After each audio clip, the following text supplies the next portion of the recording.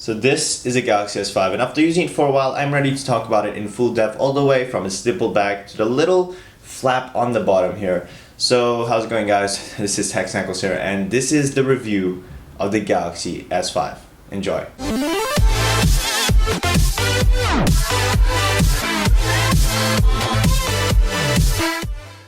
So the Galaxy S5 is obviously very reminiscent of previous Galaxy S iterations. It still carries a lot of the same features over, like the notification light at the top, the capacitive touch buttons on the bottom, along with a home button, as well as all that TouchWiz has to offer. Probably the biggest change is the back. So by now we've seen the glossy back, the fake leather back, and this is the latest one, the dimpled back. So people were a bit skeptic about it, and so was I, but after using it for this long, I can say that actually it isn't bad. It's quite grippy, but the phone overall is still fairly slippery in the hand, so the back is not enough to really keep it from slipping. But besides the back, there's nothing very noticeably special or unique about the design of this Galaxy. Alright, let's just stop there for a second and take a look at this. This is the flap that everyone is complaining about, which I just don't get, because it's just a flap and I just get what's the big deal. For those who don't know, this phone is certified IP67, 6 meaning it is totally protected against dust, and 7 meaning it is water resistant against immersions between 15 centimeters and 1 meter. And to do this, Samsung had to insert that flap, which covers the micro USB charging port, and there's also this seal on the back. It's a nice additional feature, which I'm a fan of. It's great for adventurers and people who might just drop this phone in water. Another thing I'm a fan of is the expandability of this device. Since the back is removable, you can add up to 128 gigabytes through the micro SD port, which is quite a lot. And that battery, which is already a pretty awesome 2800 milliamp battery, is also replaceable.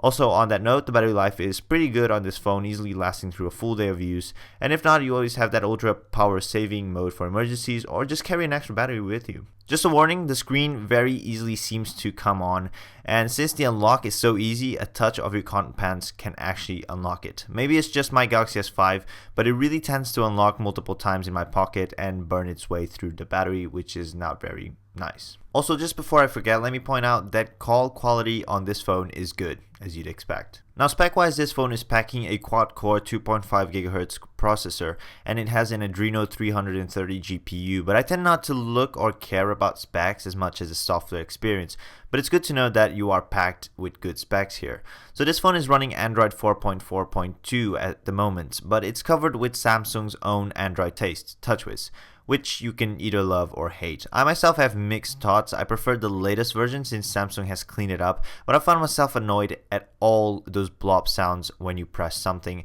and also at how many settings this phone has. It's nice that they included a search option in settings, but honestly, it's still full of clutter because of all that smart stuff that Samsung has going on, which I really didn't find much use of and just turned it off. A problem I seem to be having in the performance is in launching applications, even Samsung's own ones. It just lags and is a bit slower than you'd expect with these specs. There's also this weird delay when you swipe to launch My Magazine. Everywhere else it seems responsive, but launching apps is just where it seems to go wrong. But nevertheless, it's still the cleanest and most enjoyable version of TouchWiz. It just really depends if you like it or not. Don't get me wrong, there are some nice features that I enjoy, like multi-window and toolbox, but other than that, most just seem unnecessary. On that point, something you can't ignore is that heart rate monitor on the back. It's a great marketing point for the Galaxy S5 and Samsung's S Health, which I don't really use, and also it isn't that accurate or good in my experience. But again, the monitor is there and you just don't need it. Most phones already do that anyway, with only needing a camera and a flash. There's also that fingerprint scanner. It's not that it's not useful, but it just isn't implemented well, and most time requires a two-hand operation, or sometimes it just doesn't work well. But above that heart rate monitor, though, is where things get good. There's that 16 megapixel sticking out camera, which you probably already know takes some pretty awesome shots. And it also records 4K, and although the average consumer won't necessarily have use for it right now, us geeks love pixels. So that is something very awesome. Oh, and if you want to see a sample video of that 4K awesomeness, be sure to click that first link in the description below. But the camera is definitely something you will not have a problem with, and it also comes bundled with Samsung's features. The latest is that selective focus that allows you to refocus after a shot is taken, which might sound familiar since every smartphone manufacturer is packing this with their devices. and yeah, it's here as well. It works fine and gives you three options, either to focus on the nearest object, furthest, or focus on the whole frame. The results are decent, but it's still all software trickery with blur applied. Only downside to the camera is that the camera's processing of shots taken in HDR mode and other take a bit of time, so you need to be patient and also steady sometimes.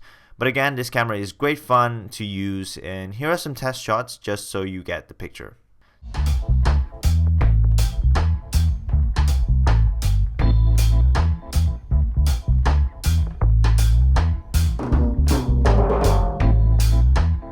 Something not great is that speaker down there. It just isn't good at all. The sound isn't crisp and it just struggles when the volume is maxed out. But I don't really listen to music loudly directly from my phone, but if you do, this is something you really need to take into consideration. Now, the star of the show on this phone is that display. It's just vibrant. And thanks to Samsung's colorful TouchWiz, it really reflects the quality of the display. And if you didn't know, this display has been dubbed as the best display on a smartphone yet. So great job there, Samsung. I myself like the display, but color just seems a bit exaggerated, but that's just common among Super AMOLED displays.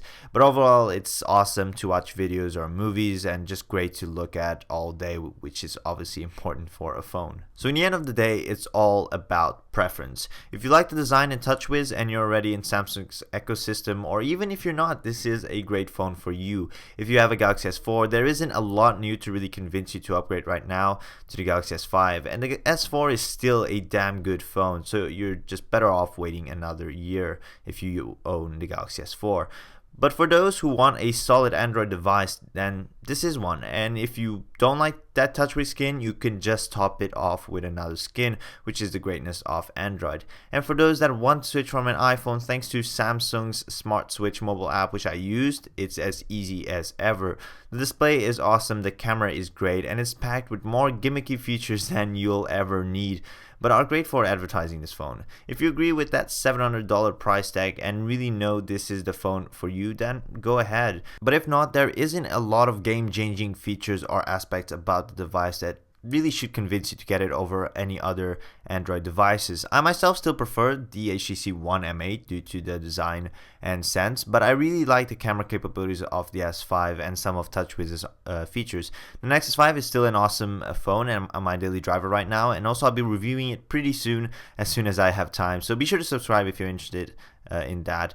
But that's basically it. There's nothing very unique or special about the Galaxy S5. It's just a good and honest upgrade to the S4, worthy of considering if you're looking for a new phone. So thanks for watching. As always, don't forget to like this video if you found it useful, and also there's a comment section below for any questions or any opinions you might have on the Galaxy S5, or go ahead and tell me what you think of it, if you have it or are planning to get it. I'm also at Twitter at TechSnackles if you want to tweet me instead of commenting down below.